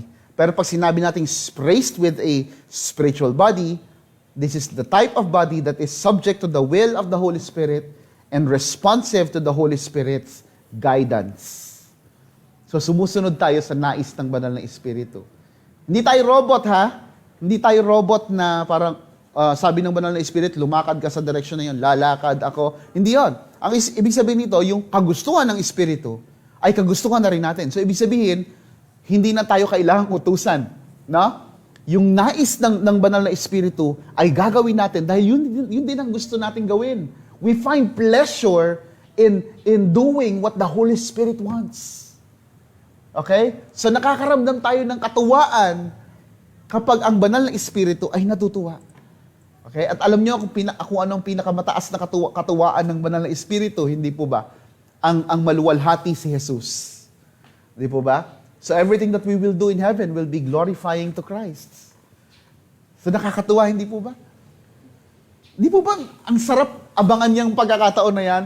Tayo gusto natin, Lord, ito na naman yung temptation, Lord, parating na naman. Minsan yung isang paa natin gustong manatili sa lugar na iyon, no? Yung isang paa natin gustong tumakbo palayo, di ba? Hirap na hirap, tatakbo ba ako? O babagsak, tatakbo. Hindi natin alam kung ano. Why? Because we are struggling. Kasi yung kagustuhan ng laman natin ay taliwas sa kagustuhan ng Espiritu. That's the reason why we have a struggle. And when you are struggling, kapatid, I still understand it to be a positive term. At least you struggle. Kasi kung wala kang banal na Espiritu, you will never struggle. Okay? You will succumb to the needs and desires of this body. And you wouldn't care. Okay? So kung ikaw ay hindi mananampalataya, di ba? So ano lang sa'yo? Simple lang sa'yo makipagtalik kung kani-kanino. No? There will be no sense of commitment to your marriage. There will be no sense in glorifying the Lord with that body. No? But if you're a Christian, you know that you're not supposed to be committing adultery. If you're a Christian, you know that looking at a woman with lust is a sin. So, the Holy Spirit would not want that. So, nakikita natin yung conflict. Gano'ng kasarap yung moment na hindi na natin nanasain yung mga bagay na kinamumuhian ng Diyos. Hindi po ba? We wait for that moment. We will be raised in a spiritual body. Okay? So, yung katawan na yun, physical body. Kaya nga body, di po ba? It is still a physical body, okay? But it is raised to the degree of perfection. Okay? So, hindi lang tayo glorious bodily, we are also perfect bodily. Okay? Which God originally intended for all of us. Ngayon po, meron tayong natural body, and that body is suited to this earthly environment. Okay? Tinanggap po natin itong katawan na ito from our first parent. Ito po ay minana natin mula kay Adan. This is a corrupted body, no? Na minana natin sa ating unang mga magulang. At kung paanong si Adan ay gawa sa alabok, gawa sa lupa, no? Gayon din naman tayo. Alam niyo po ba that even science confirms na yung ating component ng ating mga pangangatawan is basically the same component that the dust have, no? So, kaya wala po talaga tayong pwedeng ipagmalaki sa Diyos. Hindi po pwedeng magmalaki ang lupa. Ang lamang lang natin sa lupa ay ang hininga na sa Diyos din naman po nagmula. Hindi po ba? And we are dust, pero yung resurrection body na natataglayin po natin sa langit is suited to a spiritual environment. Okay? So, ganun po ang mangyayari. Very important. Let's read this slide. In his resurrection body, Jesus was able to move quickly from place to place and even walk through locked doors. Yet he was also able to eat food, and his disciples were able to touch him and feel him. So remember mga kapatid, ang pattern natin in terms of resurrection ay si Jesus. So kung gusto nating malaman kung anong magaganap sa ating mga katawan, Jesus Christ is giving us an idea. Ganito rin po ang magaganap. Si Jesus Christ po, nung siya ay nag-resurrect, okay? Ano pong nangyari? He can move from place to place. Okay? So, ma-imagine natin, Lord, nasaan ako ngayon? Nandito ako sa Venus. Okay? Halimbawa, punta ka rito sa Milky Way 1 million 1 million. So, kumbaga, hindi natin kailangan ng spaceship to travel. No? We can be from one place to another. Okay? In a speed of light. Pwede nating pumunta sa iba't ibang lugar. And even, alam niyo po ba that even NASA confirms that there's an indication that the universe is still expanding? Okay? So, I heard this from Kuya Roldan once, sa isang nabasa niyang article. Why is that? Bakit kailangan, it appears that the Lord keeps on creating. The Lord keeps on expanding. No? Why? Expanding the universe. Why? Kasi naman po, we will have all eternity to be with Him. So sa palagay ko, ang Panginoon hindi niya gugustuhin na maboring tayo sa isang lugar lamang. No? So we will be traveling the space together. Traveling the universe together with Him. So makikita natin kung gaano katindi, kung gaano kagaling ang Diyos sa kanyang paglikha. And we will be we will have the ability to move from one place to another. Kung paanong nagagawa ni Jesus Christ when He resurrected. Okay? And He can also walk through locked doors. Tumatagos po siya sa mga dingding, hindi po ba? So we will possess the same ability. And also sa kabila po nung kanyang kakayahan na tumagos sa mga pader and to travel from one place to another, meron din pong capacity si Jesus Christ in His resurrected body to eat. Na? But this time, siguro natatanong ng marami sa inyo, bakit ako kakain? Ibig sabihin, magugutom? Hindi. Kumbaga, ang pagkain natin that time, hindi natin kakainin para isupply yung power, isupply yung nutrients. Why? Because that body is perfect. It is not weakening, it is not decaying. So, hindi natin kailangang i-maintain ng nutrients yung body na yon. So, why would we eat? Okay? Will we eat in heaven? Yes. In fact, ang sabi sa atin sa Revelation, we have discussed it in our previous sermon, di po ba? That there's actually a manna reserved for us. Si Lord, pinagtabi tayo ng manna. Nakakainin natin sabay-sabay kapag tayo ay naroroon na. So there will be manna in heaven. The best food will be there. But we will no longer eat to sustain the nutrients that our body needs. We will eat for pleasure. Okay? We will dine with Jesus. We will just eat for pleasure. Di po ba? Ang saya, no? Kumakain ka lang dahil, ang sarap nito, tignan ko nga yan. And there's no stopping. Walang pagkakataon na, sobra ka na. Baka magkasakit ka. Wala nga sakit doon. Hindi po ba? Kaya walang doctors doon. So, walang professional doctors doon sa lugar na yon. Why? Because there will be no more sickness in that place. Hindi po ba? But still, we are able to eat. Jesus Christ ate not because He's hungry. But he wanted to fellowship with his with his disciples, no? And at the same time, he wanted to prove. And he wanted to give us a glimpse, munting silip, na pagdating sa langit, kakain tayo, ha? Di po ba? Di po ba yan ang pinakaabangan sa mahabang biyahe, do?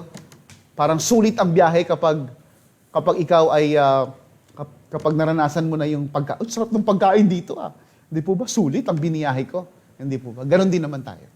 We will eat there. Food will be pleasurable for all of us. Okay?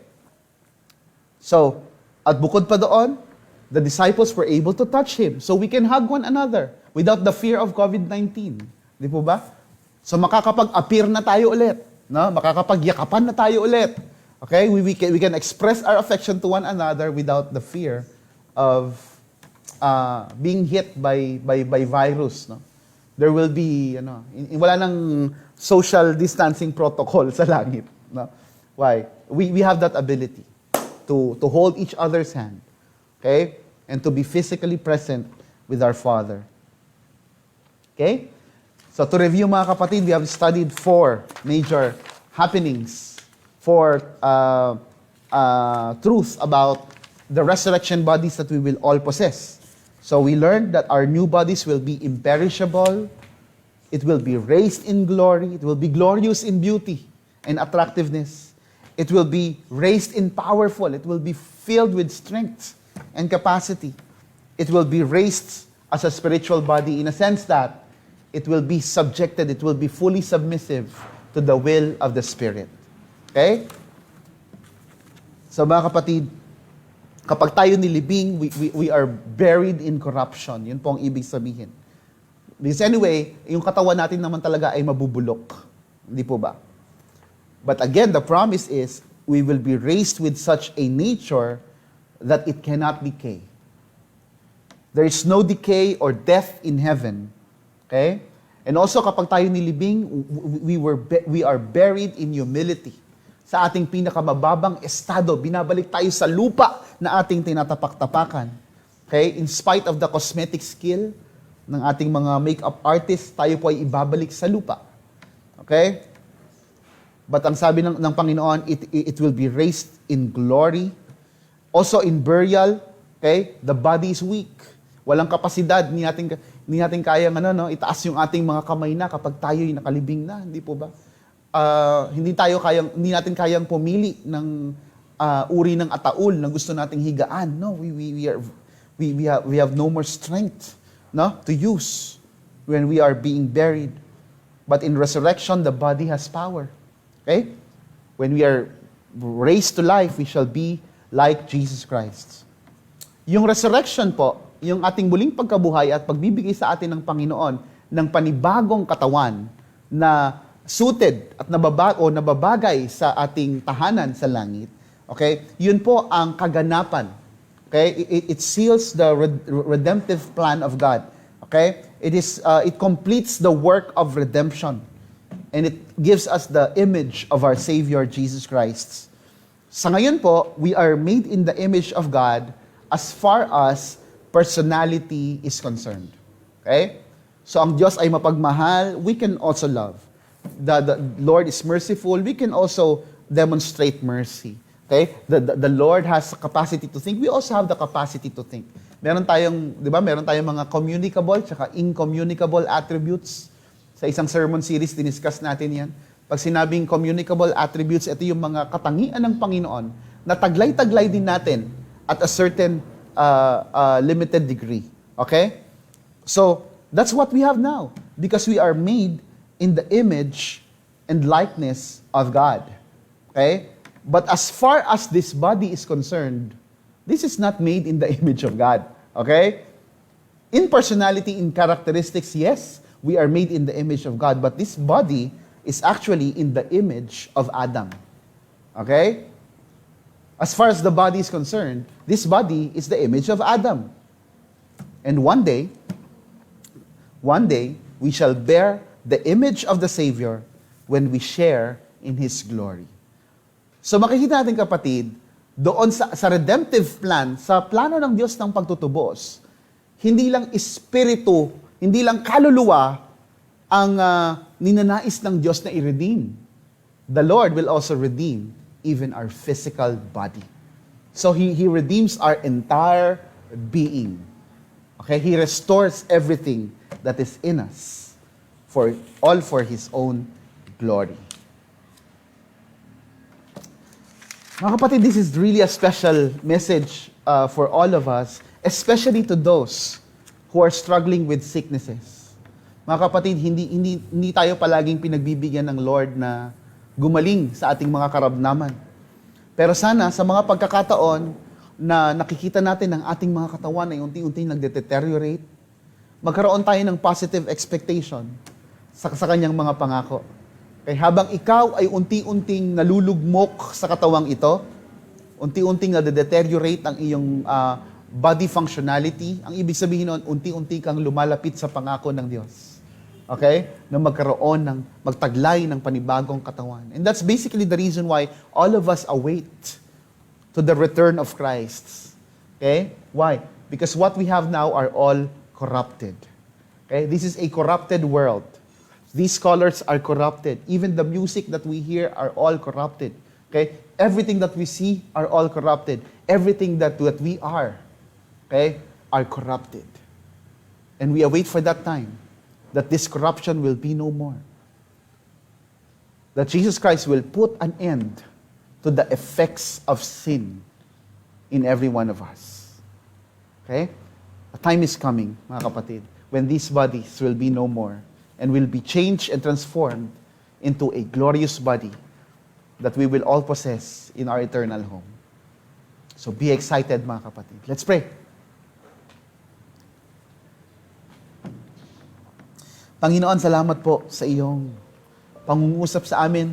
At salamat, Lord, dahil hindi mo kami hinayaan, Lord God, na walang clue kung anong katawan ang aming tataglayin kapag magkasama na po tayo sa ating tahanan. Thank you, Lord God, because your word is clear.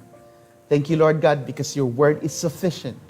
Sufficient, Lord God, to make us excited doon sa paparating na araw kung saan ang katawang ito, Panginoon, Lord God, ay mapapalitan ng higit na mainam, perpektong katawan, Panginoon, na aming ma-enjoy for the rest of eternity.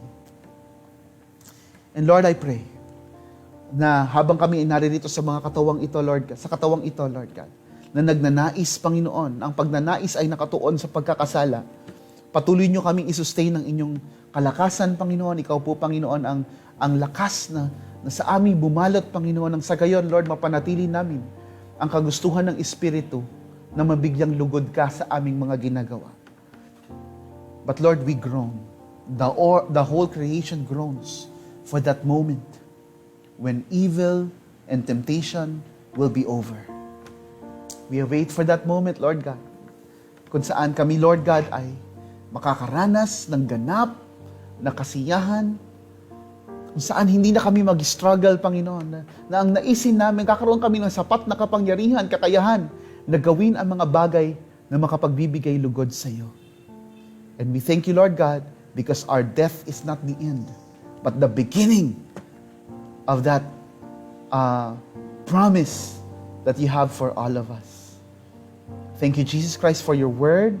Thank you for your wisdom. Thank you, Lord God, for your faithfulness to us. Sa kabila, Lord God, ng katotohanan na kami dusts, kami, Panginoon, ay nilikha mula sa lupa. You are capable of transforming this dust into a glorious, magnificent body that you intended to all of us. We give you glory and praise, Lord, for your mercy and grace. In the mighty name of Jesus we pray. Amen. Amen.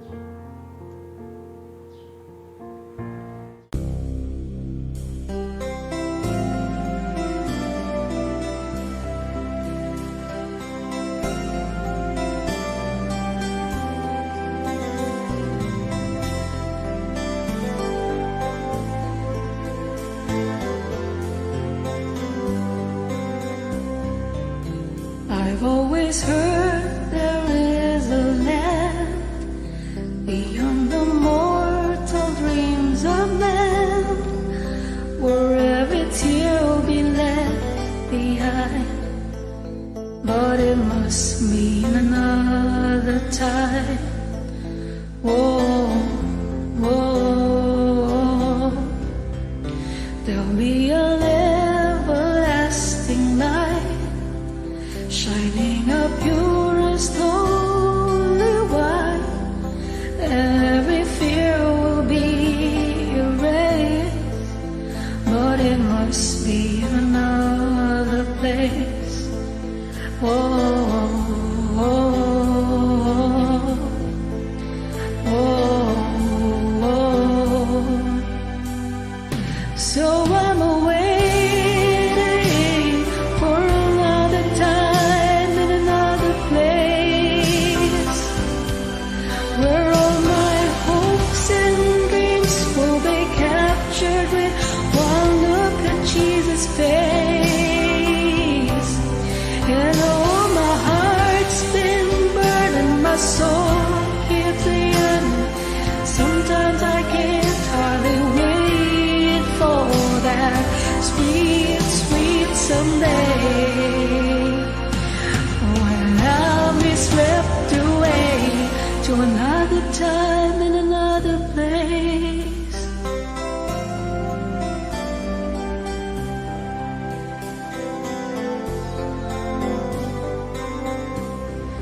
Well, I've grown so tired of earthly things. They promise peace but furnish pain. All of life's sweetest joys combined will never match those in another time. Whoa, whoa. And though I put my trust in Christ and felt His Spirit move in my life, I know it's truly just a taste of His glory in another place. Oh, oh, oh, oh.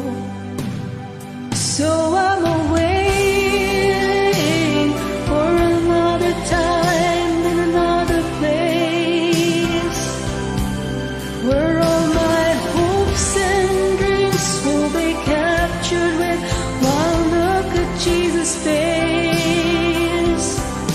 And oh, my heart's been burdened, my soul keeps yearning.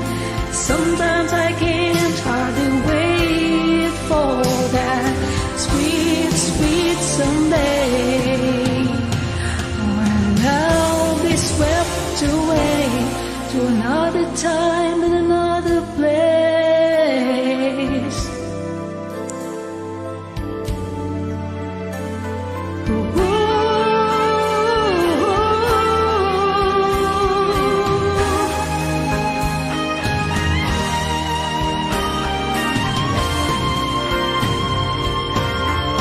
And so I'm waiting for another time in another place, where all my hopes and dreams will be captured with one look at Jesus' face.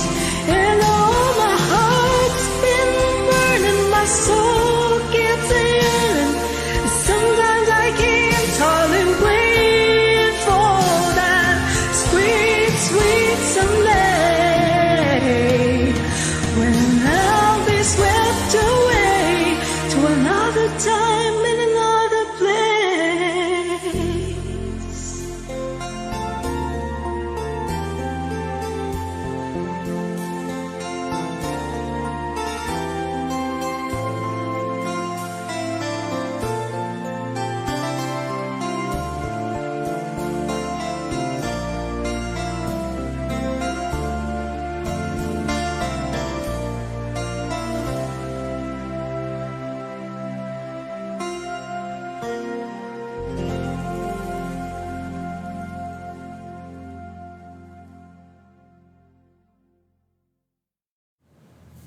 Okay.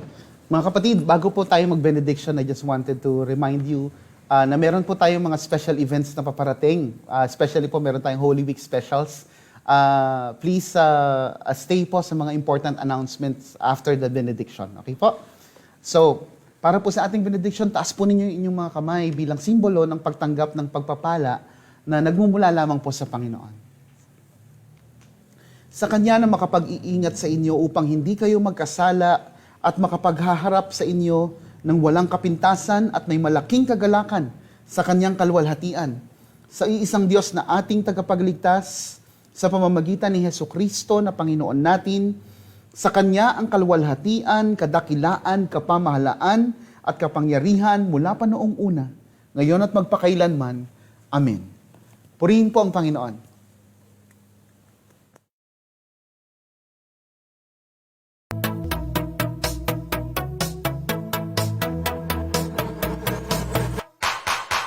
You're the reason why our hearts are beating. You're everything we need.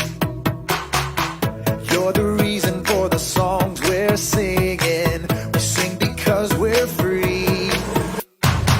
Come on, we'll let it rise up to our God and Savior. Come on, we'll shout it out louder now. We'll sing it out forever. Hear our praise rising up. Whoa, from the hearts of the found. Whoa, we lift a shout to the one who has saved us. What a beautiful sound. Whoa, rising up to you. Rising up to you. To our King who saves, hear our endless praise. Rising up to you.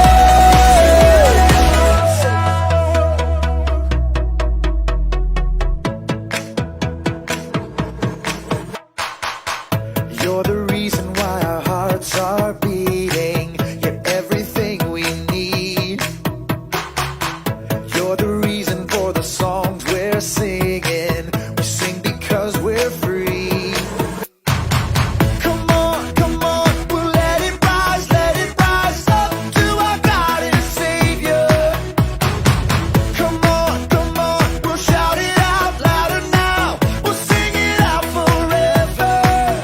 Hear our praise rising up. Whoa, from the hearts of the found. Whoa, we lift a shout to the one who has saved us. What a beautiful sound. Whoa, rising up to you. Rising up to you. To our King who saves, hear our endless praise. Rising up to you. Come on. Hey, rising up, getting louder now. Rising up, getting louder now. Rising up, getting louder now. Rising up, getting louder now. Hear our praise rising up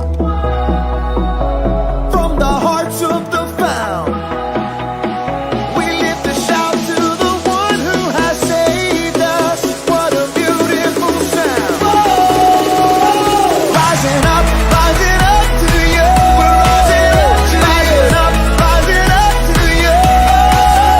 To our King who saves, hear our endless praise. Rising up to you. We're rising up to you.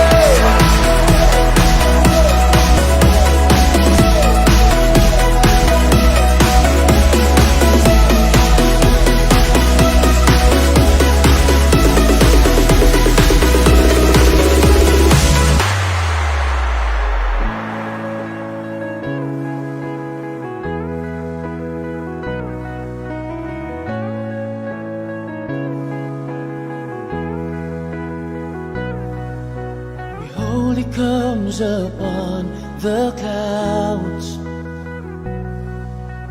and every eye will see, the one we pierced and crucified.